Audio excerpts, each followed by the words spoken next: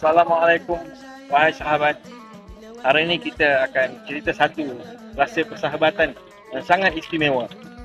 Dalam Al-Quran, Allah berfirman dalam surah Az-Zukhruf ayat 67.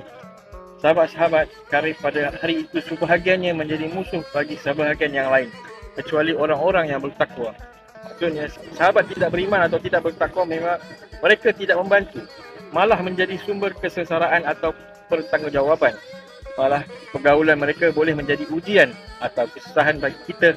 Nabi SAW juga bersabda dalam hadis sahih riwayat Tirmizi bahawa orang-orang yang saling mencintai kerana Allah akan diberikan mimbar-mimbar dari cahaya, menjadi kedudukan yang istimewa dan membahagiakan di akhirat.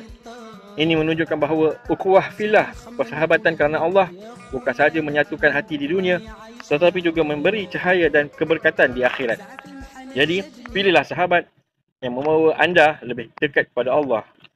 Persahabatan yang soleh akan menerangi jalan hidup, meringankan kesusahan dan menjadi penyelamat di padang mahsyar nanti. Semoga Allah mengurniakan kita semua sahabat-sahabat yang soleh. Assalamualaikum, jumpa lagi.